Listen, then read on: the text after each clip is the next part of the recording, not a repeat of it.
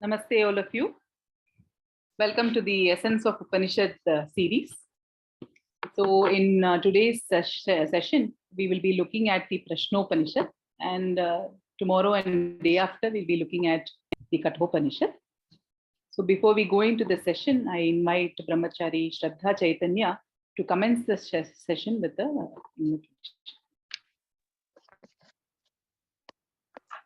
Om Shri Gurubhyo Namaha Harihi Om Om Bhadram Karnebhih Shrunuyama Devaah Bhadram Pashyemakshabhiryajatraah Sthirairandaikeshavagam Vyashema Devahi Dayadayuho Swasti na Indra Vruddhashravah Swasti na Posha Vishwavedah Swasti nastarksha Arishtanemihi Swasti na Brahaspatir Dadhato Om Shanti Shanti Shanti.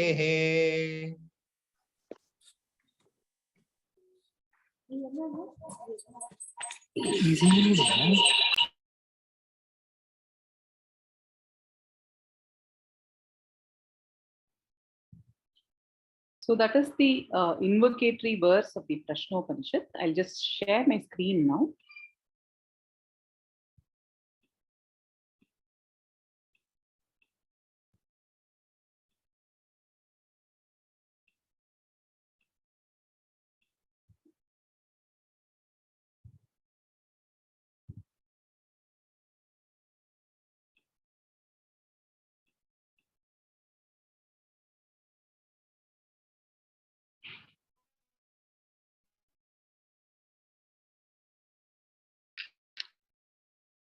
So the Prashnopanishad is actually set in a very unique context.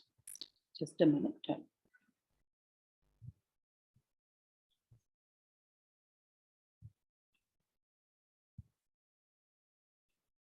So the Prashnopanishad is actually set in a very unique context where six individuals who are already established in a certain way, they approach Maharishi Pipalada to clarify some things about some questions that they have. And we've seen in the past Upanishads as well. The Upanishads are often presented in the form of samvada between the Guru and Shishya. So that way, because of that context, we also understand in a certain vicarious manner. But often the questions that we encounter could be very different from the Upanishadic questions because of the very laukika setting that we live in, or a very practical or a very grihastha setting that we live in. But of course, you would see that in the Upanishads, living in an ashrama, the kind of questions that emerge in close contact with the Guru are of a different nature.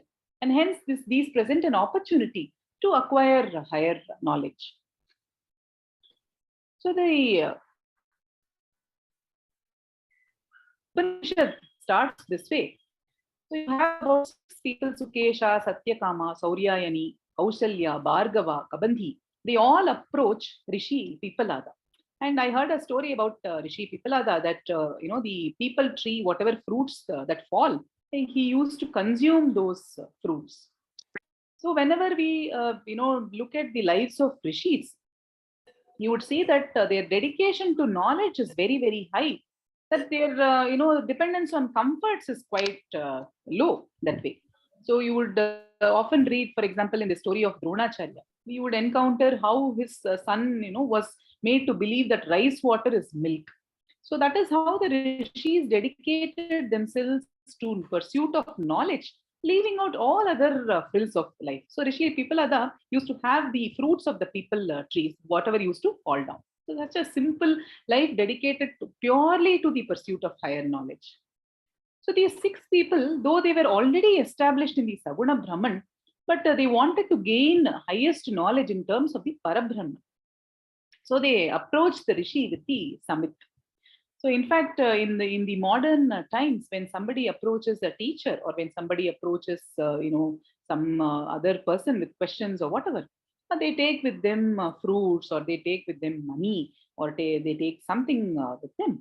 But in those times, if you look at the Upanishads, it is always mentioned as going with Samit Pani, because the Agni had to be maintained.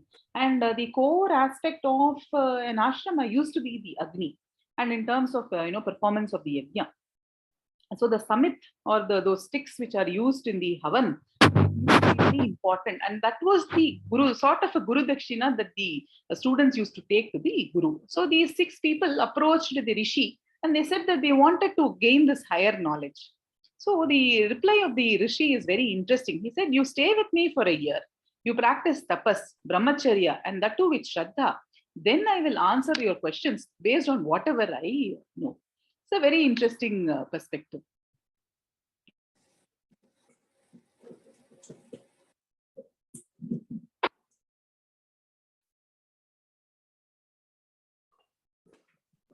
Adiji, would you like to add something here? Are you there? Yeah.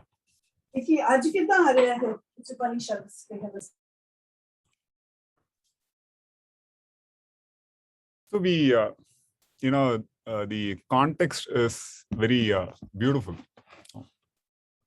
beautifully set. Where you can imagine a setting, a very simple setting.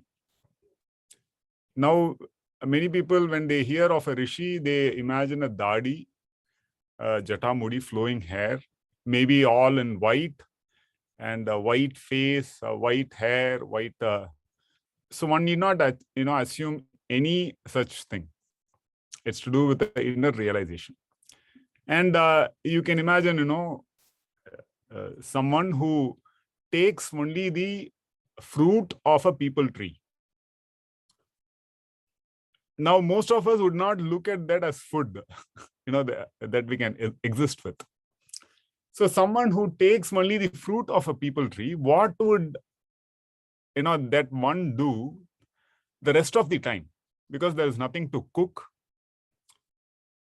There is no other activity. Otherwise, in our daily lives, we are filled with activities. And one of the pradhana activities, pradhana means the important activities, is in terms of, just a second.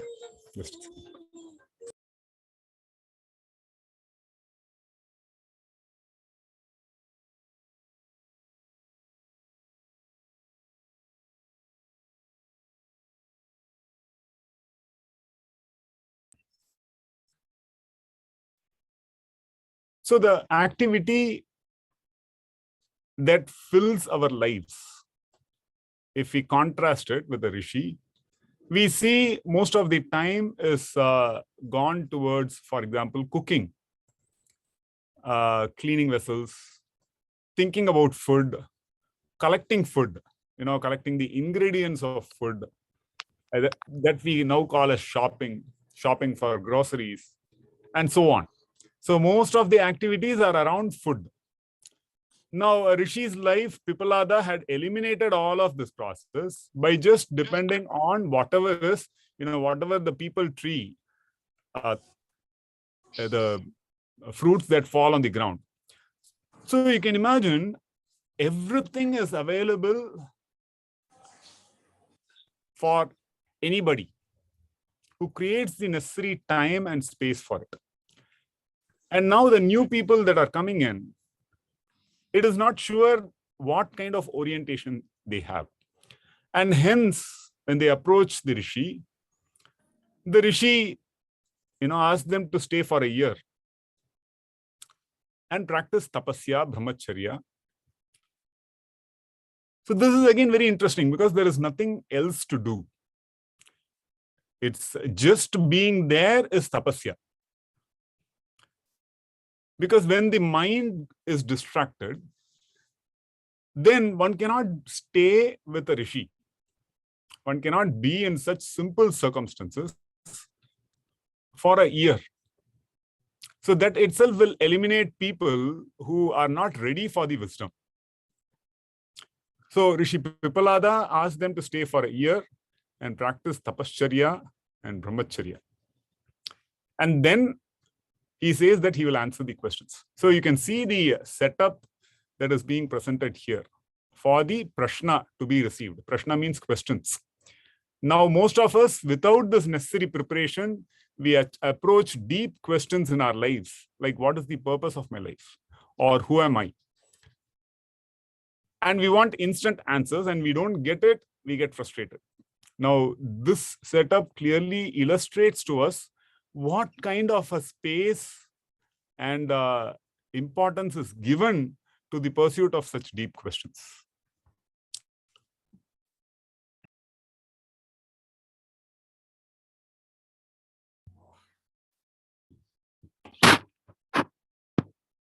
So one of the students, Kabandhi, has this question: where do all beings come from?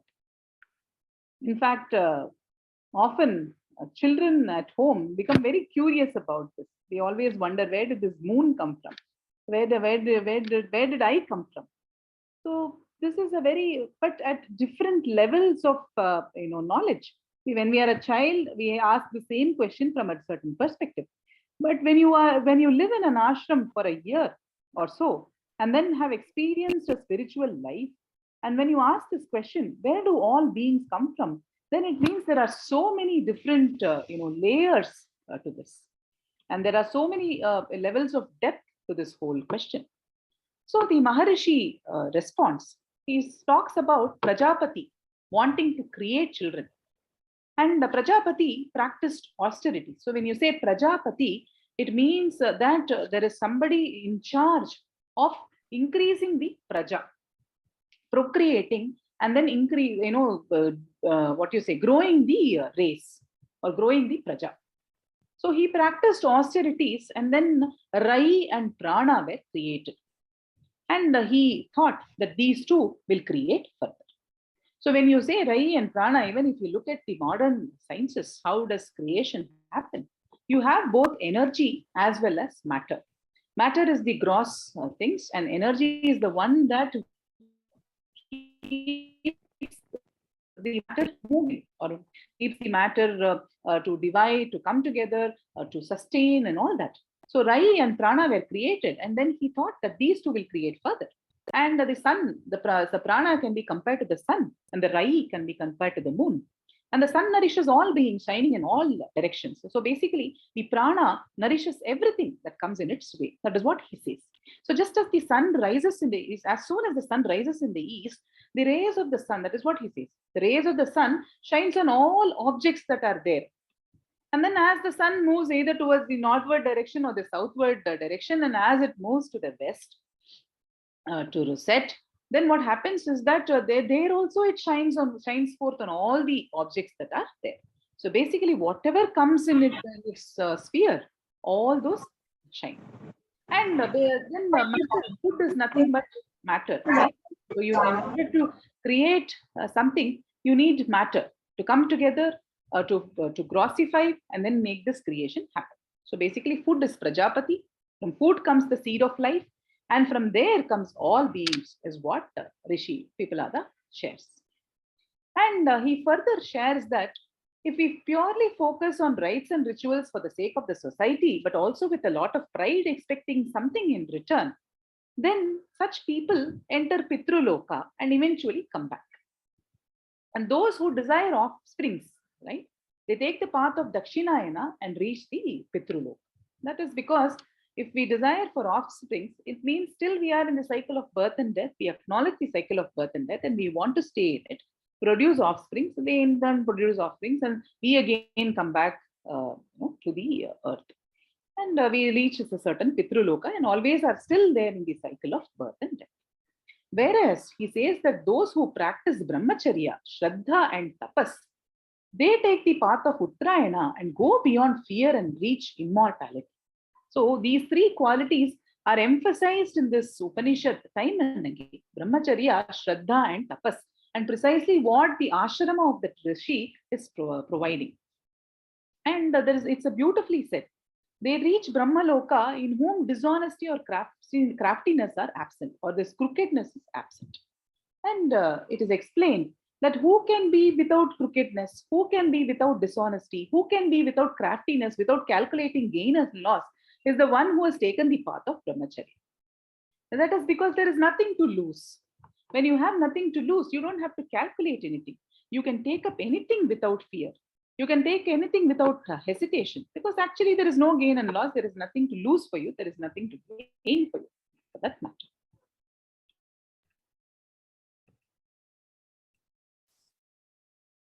And this is beautifully stated. Do you want to add anything? Yeah. So we see, this seems to be a very simple statement, but now let's situate ourselves in the life of Rishi Pippalada, who is eating fruits that are falling from the peepal tree. In case those of you who have seen a peepal tree or arasamaram, you would have seen the fruits.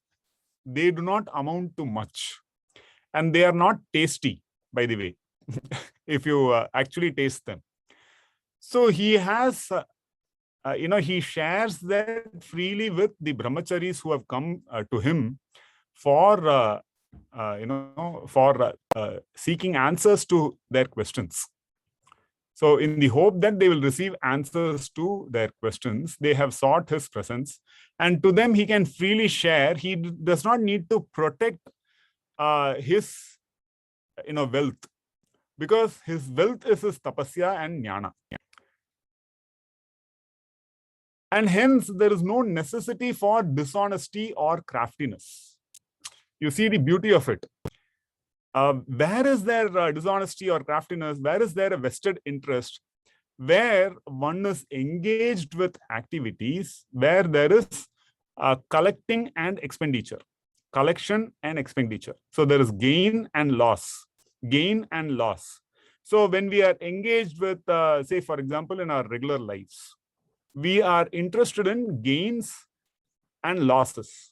So we try to grow our gains and we try to reduce our losses. And hence, when we interact with others, there is always a calculation involved. There is a craftiness to maximize our gain, maximize our profits. Now, who can go beyond? Only those who do gain. That means it's so simple. Their life is so simplified that they have nothing to gain from you and hence nothing to lose. See how how beautifully it's interworked. So those focusing on rites and rituals and do it with pride for the society. So here there is not even a talk of bad people, if we can classify some as bad. It's very doubtable whether we can classify someone as fully bad, but for the sake of discussion, let's look at it that way. So there are the good people who work for society, but those who work for society work, in their own activities, their own roles. You would see even they are involved with calculations of gain and loss to maximize gain, to avoid loss, and hence there is always calculation going on, and hence for them gain is in multiple forms, and accordingly they go to Pitraloka and have to be reborn, because they are still working with gains. They are not ready to go beyond the stage of gain and loss. So that's why brahmacharya, shraddha, tapas. The rishi asks the students to practice it for a year before they can actually gain something where nothing is lost. Going beyond this duality, gain and loss, where they gain something where there is no concept of loss. So this is very interesting.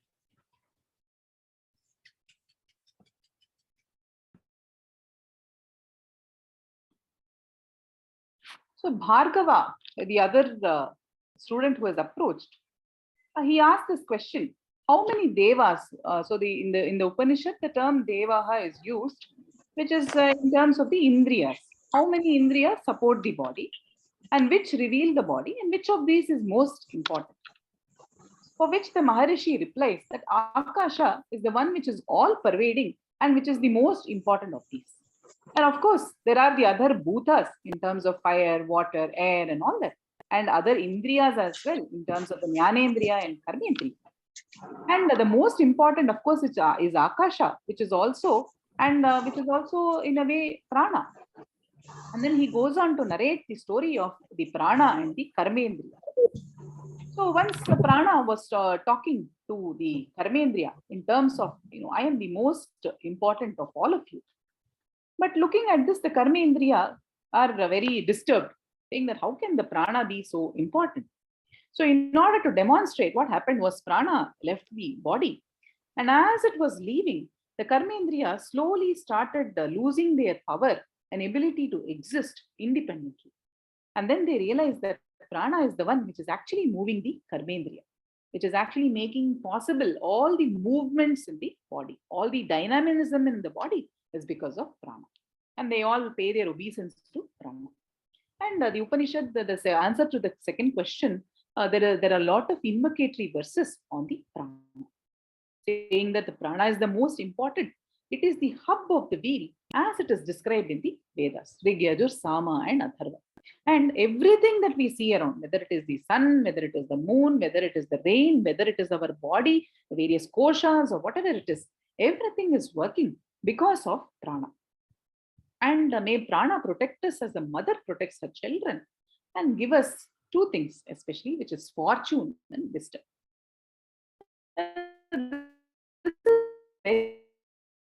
Insightful portion in our own lifestyle.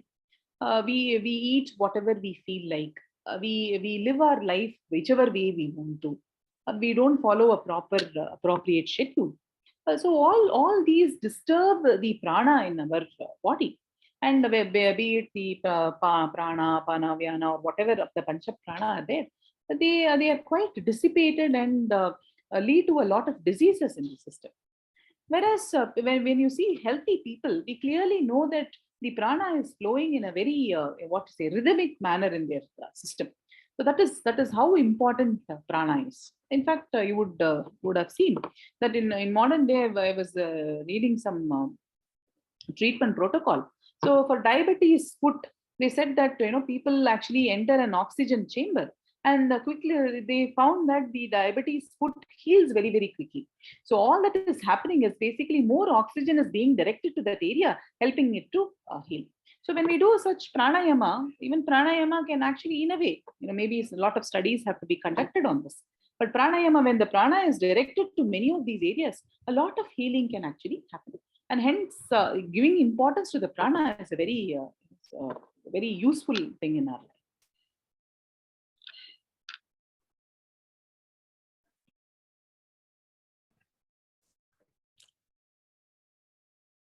So very interestingly, what many people refer to as Deva. Here, Devas are looked at as the Indriyas, because Devas have various responsibilities. Now, the way the body functions is bringing together of multiple responsibilities, and we did not create the body. So that's where it becomes useful to understand the concept of a Deva. And we see prana and rayi. For example, the sun is self-luminous, while the moon reflects the luminosity of the sun. So this we call as prana, and this we call as rayi. And rayi is also food. So anything that the food makes up of is a combination of other parameters. And let's say we take in food, the food gets digested, and then that helps in the functioning of the various karmendriyas or the indriyas. So certain portions, certain percentage of the energy that is gained from the food is distributed. And hence, all of the karmendriyas function. Now, the energy has been looked at as prana. And when there is a question that which of the indriyas is more powerful, for example, if we look at our nervous structure, the brain organization or the central nervous system functioning, we see that the predominant role is given to, visual processing and then auditory processing. Does that mean that visual signals or auditory signals are more important than the other, signals, other indriyas? That's not how we look at it. But then in regular human life, we always keep comparing and want to prove who is superior to who. And that's where when the prana withdraws, then there is no question of superiority or inferiority. So prana is a high leveler. So when the tattva is understood, then we start appreciating the deeper essence. So we say the Prajapati, Prajapati made sure all these beings come to life. And by Prajapati, we would understand it as one physical person. While here, Prajapati created prana and rai. So who is Prajapati? The question arises. So these are, important,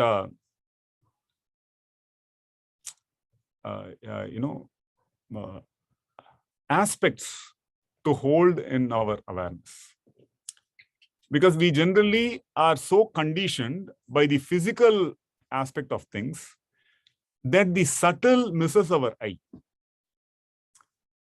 And hence, these questions, one can imagine one has for a year before one is asking these questions and receiving the answers. So it is not, just superficial. So this is very important to bear in mind.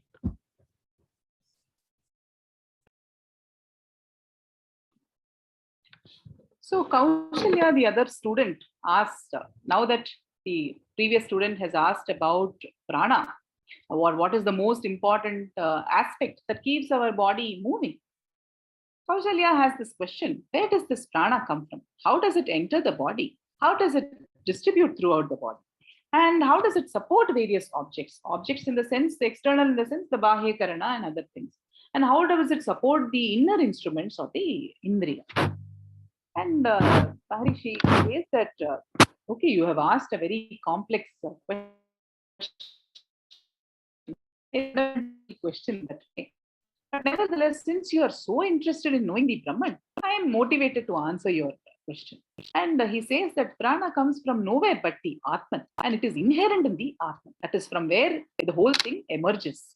And just as the emperor who commands his subordinates, he says that go from village to village and do this function, observe what is happening there. The prana commands the various sense organs to perform the functions and also provide information. And the Upanishad further highlights how apana takes care of excretion and reproduction, the pancha prana basically. Prana takes care of the eyes, ears, mouth, and nose in the facial region. Samana takes care of the center of the body in the navel region or the digestive region.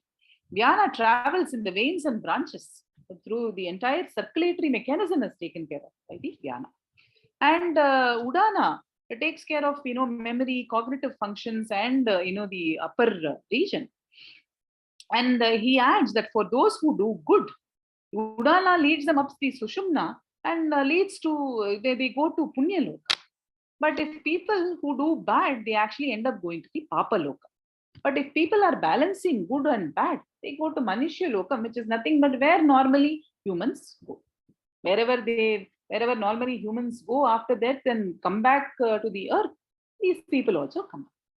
And the fire is basically Udana. When a person dies, the fire goes away and all the Indriyas are basically absorbed in the Manas. That is the Manomaya Kosha in a sense. And one becomes ready for rebirth. And he adds that the moment we know about prana, the moment we realize what the prana is and its functions, we go beyond death. That is what he says.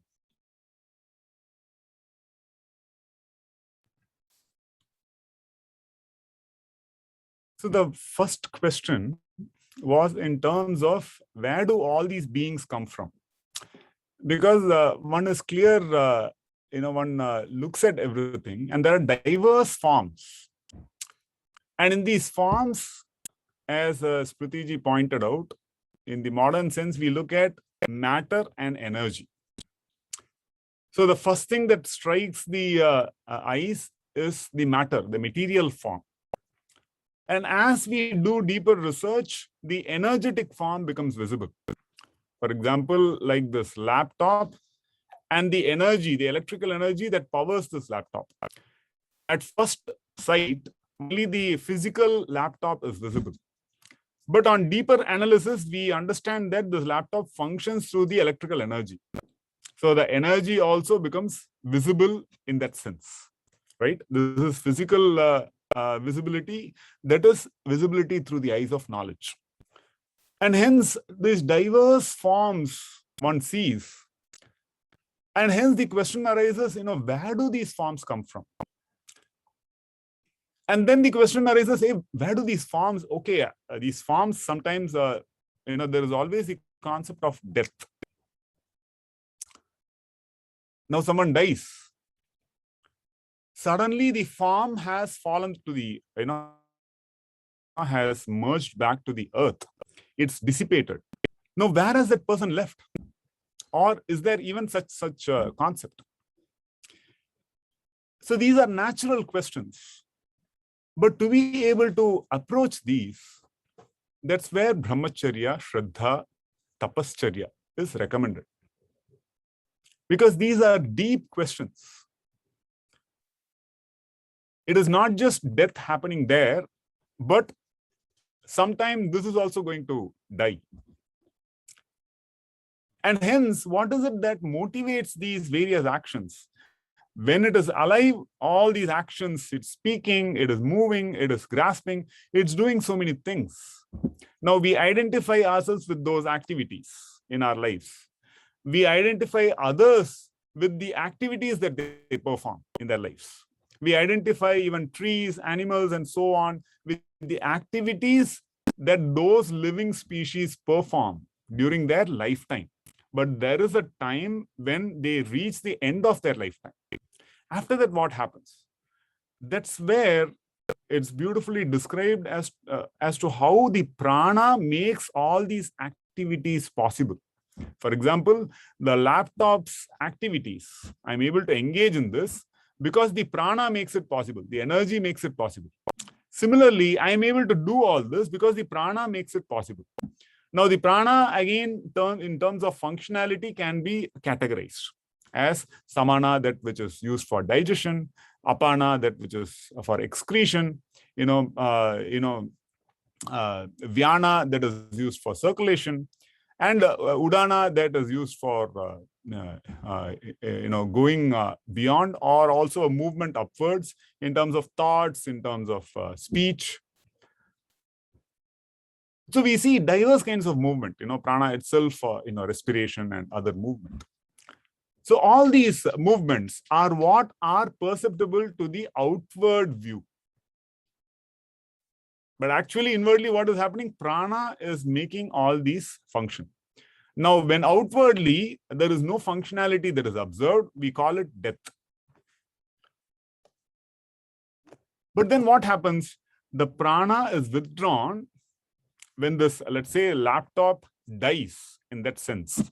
Then the physical activities that are visible come to an end, but the prana withdraws. Now, the prana works based on the command of the Atman. Yeah, prana is the expression of the Atman.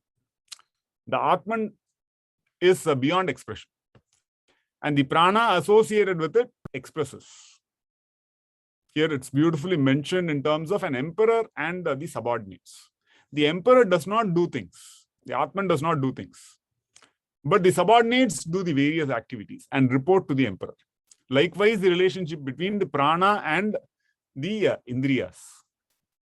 And the indriyas has been likened to the devas. And that's a product of rai. Rai means the food, we can say. Or rai means matter. When we say food, food is a principle. It is not just That's why the strong conditioning that we have through tapascharya and brahmacharya, the vairagya is gained, by which a sukshma drishti becomes visible. So that's when a principles-based view becomes visible. Otherwise, we might be oriented towards a gross view. And when the prana exists, so through the udana in the sushumna, then punya loka or papa loka, depending on how our activities have been, we either exit through the dakshinayana or uttarayana. Dakshinayana, we go to the pitru loka, where we have done good activities, but those have been kamya karma, with orientation towards gain and avoiding loss. And that means we need to still go refine it. But those who have practiced brahmacharya and tapascharya, they can see the movement of the prana itself. And hence, they go through Uttarayana to the Devaloka. So very beautifully, it's been captured. Very powerfully, it's been captured. And when we leave the body, how does it work is also beautifully captured. If you observe someone during one's death, you'll see each of the vayus mentioned here. So vayu is the physical aspect, prana is the subtler aspect. So it is like vayu is the physical movement, prana is the, let's say, energetic movement. And that, in a systematic manner, actually, it is lost. For example, when a child is born, before its birth, you'll see its circulatory system starts functioning, but still the digestive and the excretory system is not functioning. Its respiratory system is not functioning, but the mind is functioning. So mind and circulatory system are functioning. When it comes out, then it starts breathing. Then it starts having food. So breathing, respiratory system, already circulatory system and mind is functioning. Now add to that breathing, add to that food. So digestive system starts functioning, and then excretory systems also start functioning. Similarly, when one leaves this physical body, you would see a reverse process happens. So your digestive system will stop, your excretory system will stop, and then your respiratory system will stop. Then your your circulatory system will stop. The body loses complete heat, and finally the mind also collects all these senses, merge in the mind, and the mind departs, and that is the prana departs. So this is a full thing that is very clearly explained. No confusion at all. In fact, part of what Adiji mentioned just now is also the response to the fourth question that Sauryayani has. He says, in the body, which devas go to sleep, which again wake up, which dream, who enjoys at the time of deep sleep, and where do all the devas rest during deep sleep? So whenever we say deva here, it also means the indriyas here. So the Maharishi goes on to explain that when the sun sets, just as all the rays, it looks as if they've all been retracted into the sun, and they emerge when the sun rises. Similarly, all the devas go into the mind. So a person does not hear or see or smell or taste or feel or touch when one is asleep, right?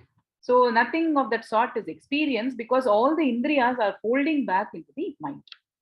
But however, if you see, the prana is active like night fire in the. When we say night fire, it also means the yajna, the fire of the yajna. So there are different yajnas and fires that people have to maintain throughout the day.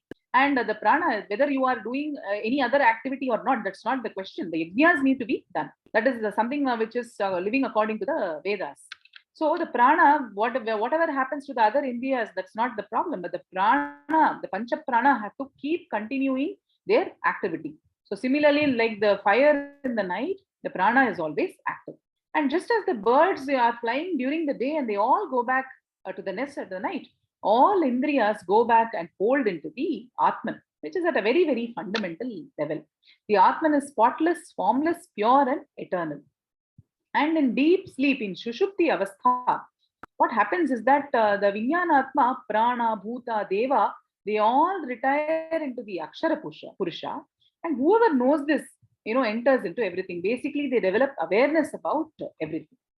And when we dream, what happens? When we dream, this is what is mentioned here. Our mind can realize its great powers. Whatever we saw in our waking state, we see again and again in our dreams. Similarly, whatever we hear again. Whatever we may have seen in various places, various countries, again they come forth in our dreams.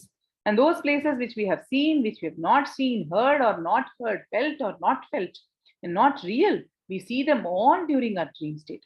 And we become one with all, we identify with whatever is projected during the dream, and we also feel it in a way.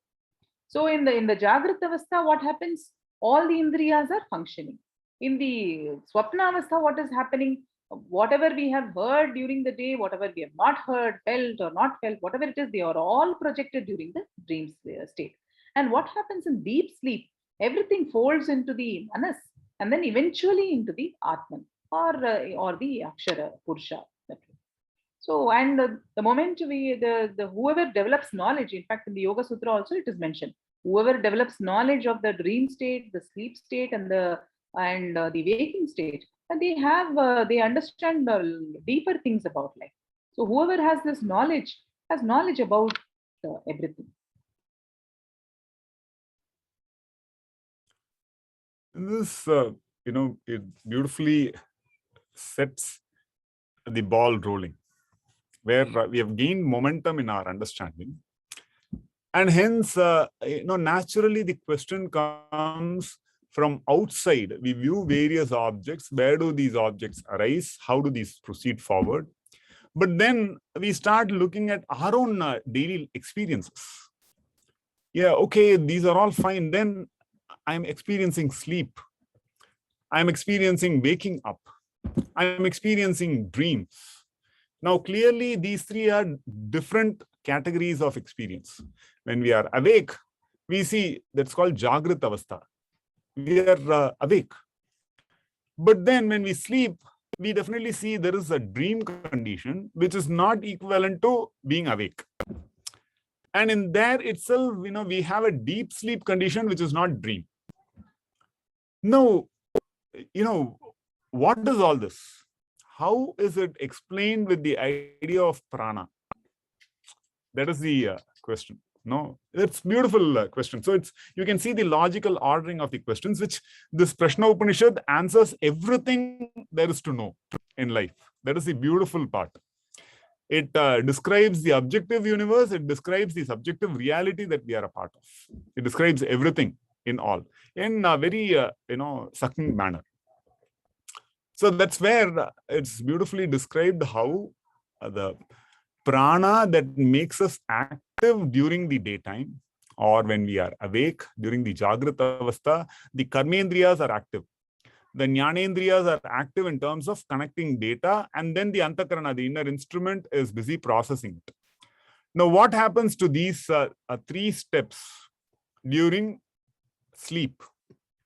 During dreams, when we fall asleep and there is dream, the karmendriyas are not active. The jnanendriyas, the outward jnanendriya, outward orientation is not there. So it is the jnanendriya is dependent on data which is pre-existing. And then dreams happen. So there is a little bit of processing by the antakarana. But in deep sleep, even that is not there. So the karmendriyas are not there. The jnanendriyas are not functional. The antakarana is not functional. But it is almost like, the prana is keeping the thing just there. So that then again, it can be bootstrapped. It can again become active in Jagrata Avastha. So likewise, just as, the birds go back to their nest at night. That's a beautiful analogy. All the devas, they go back to the Atman from where they come. In modern neuroscience as well, it is, in one sense, it is mentioned. For example, there are various neurotransmitter pathways which give rise to various cognitive executive functions. Now, during waking state, different pathways are active, and those pathways give rise to the phenomena of the mind or the various cognitive functions. During sleep, what happens to those functions? The neurochemical pathways which have been active for specific purposes, now they are at rest. They have come home, so to speak. So that neurochemistry is still there, but it's dormant. It's not active. And fundamentally, where does it rest? Here it's mentioned Atman, which is spotless, formless, pure, eternal. And hence in deep sleep, all the manifestation, which is the prana, the Vijnanatma, they go back to the Atman, which is Akshara. Akshara means that which does not undergo any decay or any modification or any degradation.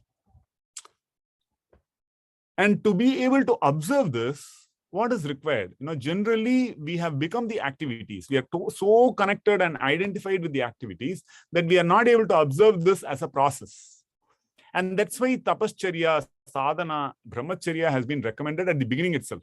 Imagine this is being answered after 1 year of careful observation by the students who have been in serious tapasya, serious brahmacharya, not distracting themselves with any entertainment whatsoever, because that is loss of brahmacharya. Then this visibility is not there. Now already they are experiencing, okay, in deep sleep, they are aware, but they don't know what is happening. The jnana, the rishi is providing at the end of 1 year. And that is bang on, because already they have the experience. Now the jnana is provided and it's very clear to them, oh, this is what is happening. And hence, knowing this, they are liberated. That is the role of jnana and tapascharya or brahmacharya.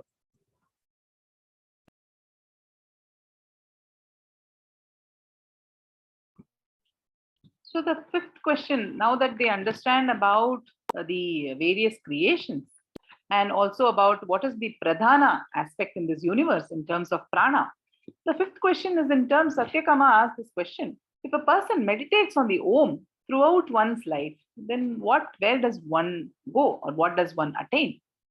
So this particular portion of this Upanishad has elaborate descriptions about the Omkara and about how to, how chanting the various syllables A, U and lead to different states, and how the Om chanting, when combined with the Rig Veda, leads to certain lokas, when combined with the Yajurveda, leads to certain loka, and combined with the Samaveda, leads to certain loka.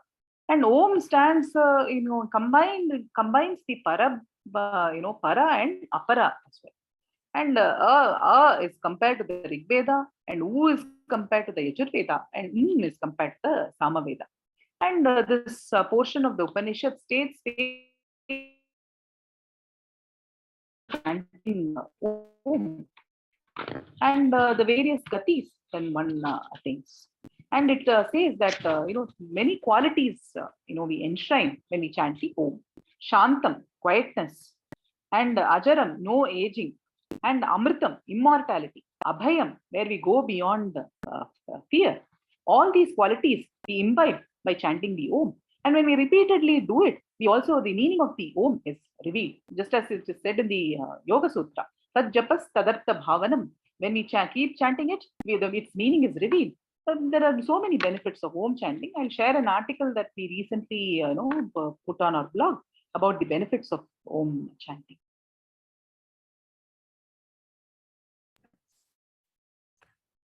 The Vyahritis.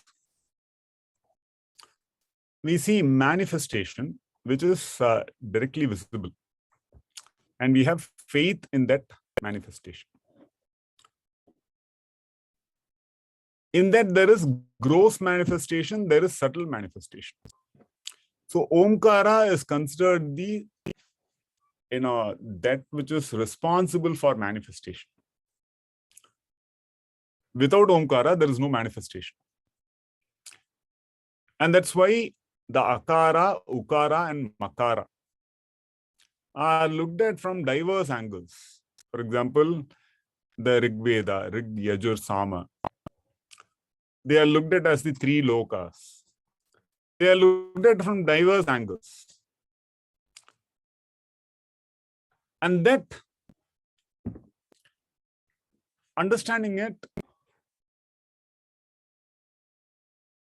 we see in the Indian sense, it is always to do with chanting. And the fundamental chant is Om, Omkara. Now, why is so much emphasis placed on this? So, there is the manifest reality, there is the subtler manifest reality, and there is the unmanifest. Now, there is clearly a linkage amongst these, if one carefully looks at it. For example, in the seed is contained the entire manifest tree, which manifests in space-time. But in the seed is contained the entirety. So likewise, we look at the Akara, Ukara, and Makara, in which is contained the entire reality. And in space-time, it's expressed.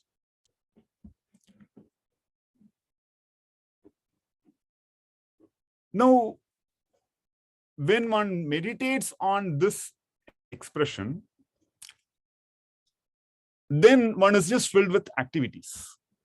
But one goes deeper than that and meditates on the seed from which all of this has come up, then actually one sees the diverse patterns, but these are just expressions of the same principles.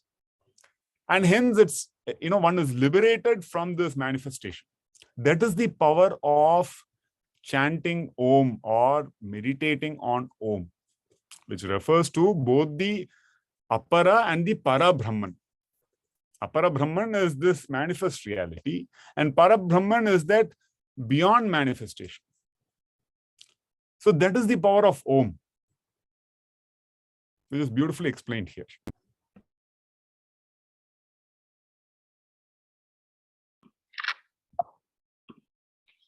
Then Sukesha has the sixth question.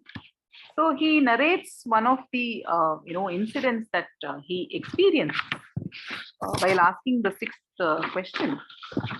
Pull out the reference here. So he says that Prince Hiranyanabha of Koshala had once approached him.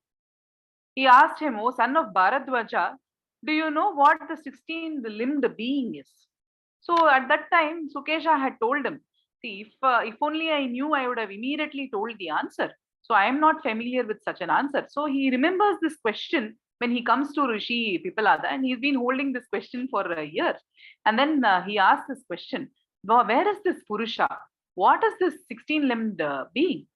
And for which Rishi Pipalada talks about the Purusha as the one that is the lotus-shaped, it is located at the center of the heart, and from which the 16 parts emerge. And then the Purusha also has a question: who leaves the body when I feel I'm leaving? And who is the body so that I feel I am in the body? So who is feeling that I am in the body, and who is feeling that I am leaving? And this question the Purusha, thinks about. And the 16 parts that emerge, Rishi Pipalada highlights. He says that from Hiranyagarbha comes Shraddha. From Shraddha comes Akasha. From Akasha comes Vayu. From Vayu comes Agni. From Agni comes Jala. And from the Jala comes Prithvi. From the Prithvi comes Manas. From the Manas comes Anna. From Anna comes Virya. From Virya comes Tapas. From that comes Vedas. From that comes karma and the various lokas and the various definitions that we see around, various categories of beings and categories of existences that we see around. And the Purusha, who knows himself,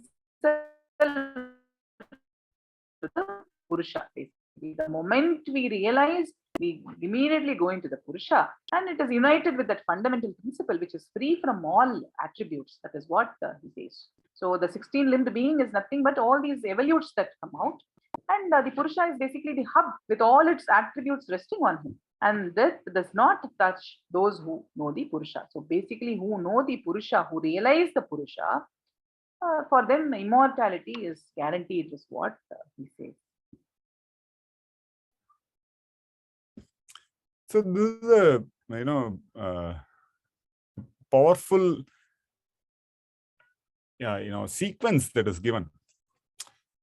coming from top to bottom. But let's traverse it from bottom to top. What is meant by loka? Loka is the various categories of existence, categories of beings, the various species, various, whatever we see is the loka. And what are the various categories? They are categories based on the functions that they perform. That is called karma. So all the diverse categories are because of the functionality. Without functionality, there is no categorization. This is a very useful thing to introspect on. And where do those functions arise? They arise in knowledge. The knowledge of the various functions, which is the Veda. And how does that knowledge arise? Knowledge arises through tapascharya. So this is a very intuitive way of looking at things, right? And the tapa, that gives rise to knowledge. And where does that tapa come from? It comes from the great energy, virya. And that comes from food. Food, again, we need to understand it appropriately. Food is appropriate. No, it is not just the physical food that we eat, what we are daily used to. And that comes from the manas. And that comes from the panchabhuta that have been described. And that comes from Shraddha. And that comes from Hiranyagarbha, which is considered the source. Hiranyagarbha is also looked at as Brahma in the Indian philosophical thought. Now, this is a very intuitive way of approaching things. As one goes deeper and deeper, one actually encounters these step by step, going from the gross physical or gross loka to the functionalities, to the knowledge behind those functionalities, and so on. So that's how the gradation comes. And this rests on the Purusha. So the Purusha feels that, okay, I'm leaving the body or I am inhabiting the body. But actually,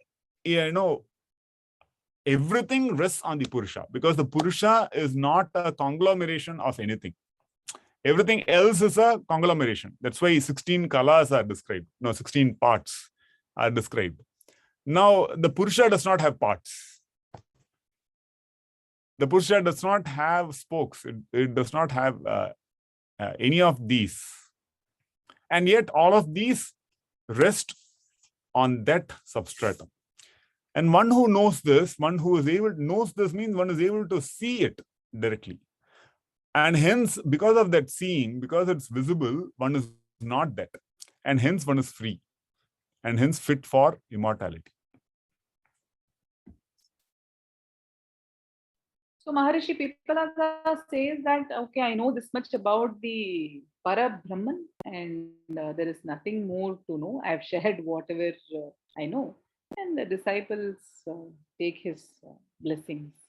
So that is the conclusion of the Prashnopanishad in a very, what you can say, in a very rapid manner.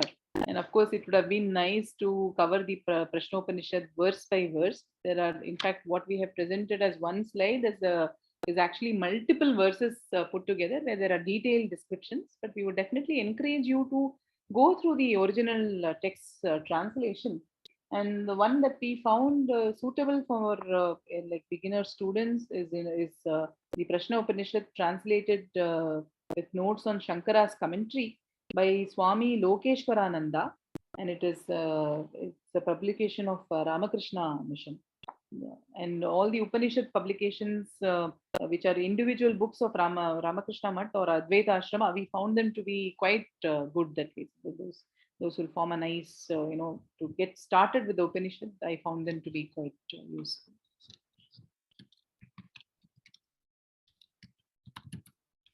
We can conclude with a prayer and then have questions. Om Loka samasta sukino bhavantu.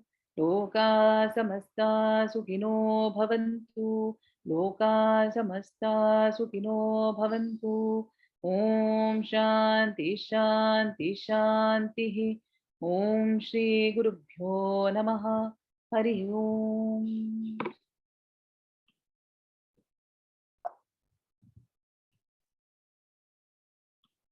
You have any questions?